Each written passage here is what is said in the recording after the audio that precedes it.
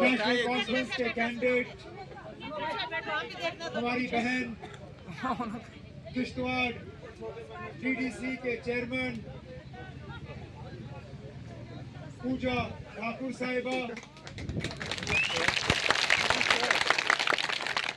हमारे यहाँ पड़ोसी किश्तवाड़ असेंबली हल्के के नेशनल कॉन्फ्रेंस के कैंडिडेट, मेरे जोन के सदर, साबका मिनिस्टर और आप सबके साथी जनाब सजाद किचलू साहब, कांग्रेस के हमारे ब्लॉक प्रेसिडेंट रंगेल सिंह जी, हमारे सीनियर साथी जनाब जानकीनाथ जी, यहाँ पे मूल तमाम नेशनल कॉन्फ्रेंस और कांग्रेस के अहदेदार हजरात, यहाँ पे आए हुए भाइयों बहनों बुजुर्गों नौजवान साथियों, आप सबको मेरे तरफ से आदाब नमस्कार।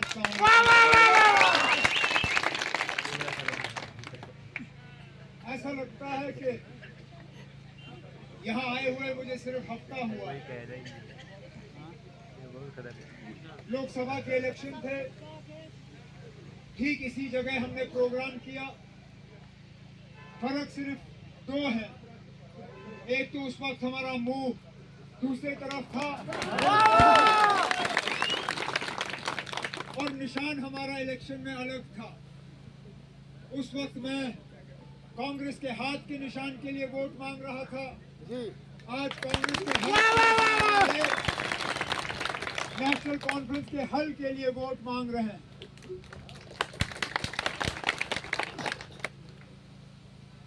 दस साल का अरसा हुआ है हमें इस दिन का इंतजार करते करते।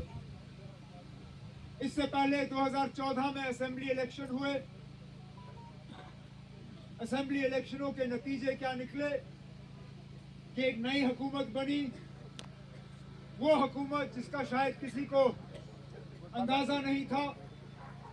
बीजेपी वाले उन लोगों के साथ हाथ मिला गए जिनकी उन्होंने पुरजोर मुखालफत की थी इलेक्शन के दौरान। बीजेपी पीडीपी, जम्मू में बीजेपी ने पीडीपी की मुखालफत की, कश्मीर में पीडीपी ने बीजेपी की मुखालफत की।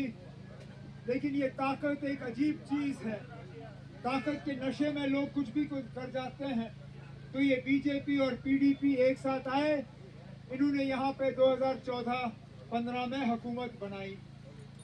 तब से लेके आज तक लगातार किसी न किसी रूप में बीजेपी ने यहाँ इक़्तिदार संभाला है।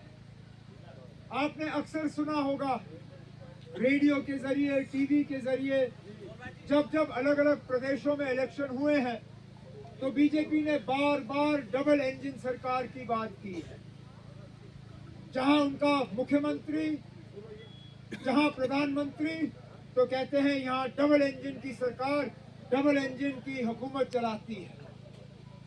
यहाँ पे भी आप देखें तो 10 साल से हमने डबल इंजन देखा, या तो मुफ्ती सैयद साहब की सूरत में या फिर राजभवन के गवर्नर की सूरत में। काम तो उन्होंने बीजेपी के ही कहने के मुताबिक किया है। लेकिन हकीकत यह है कि इस डबल इंजन सरकार का फायदा ना जम्मू कश्मीर को पहुंचा है, ना बॉर्डर की सरजमीन पे आप लोगों को पहुंचा है। अगर देखें तो मुश्किलात, तबाही, बर्बादी, मायूसी, इसके अलावा हमें कुछ नहीं। जहाँ देखें तो लोग शिकायत करते हैं। मैं गिनते गिनते थक जाता हूँ जब लोग मुझे अपनी शिकायतें दोहराते हैं, क्योंकि हुकूमत के किसी भी एक चीज के मुतालिक यहाँ कोई तारीफ करने के लिए तैयार नहीं। पहले ले हम बिजली का हाल, अक्सर बेशतर तो बिजली होता नहीं, लेकिन जब ये बिजली दे भी देते हैं 8-8, 10-10 घंटे काट के रखते हैं, लेकिन हर महीने बिजली का बिल जो है आपके घर हमारे वक्त में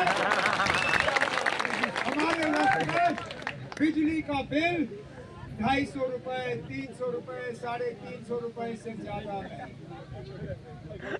हमने अपने मंशूर में, क्योंकि इलेक्शन के दौरान पार्टियां वादे करते हैं, हमने अपने लोगों से वादा किया है कि अगर 8 अक्टूबर को नेशनल कॉन्फ्रेंस और कांग्रेस की हुकूमत बनी तो हम आपको बिजली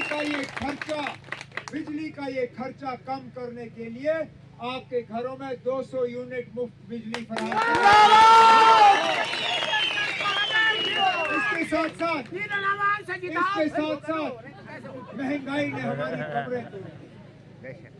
मुझे वो दिन याद है जब हमारे मुल्क के प्रधानमंत्री ने गैस के चूल्हे बांटे, कहा ये स्कीम के तहत गैस का चूल्हा ले लो, अब आपको घर में लकड़ी नहीं जलानी होगी, अब आपको घर में गोबर नहीं जलाना होगा, आप गैस के चूल्हे को जलाइए और खाना बनाइए।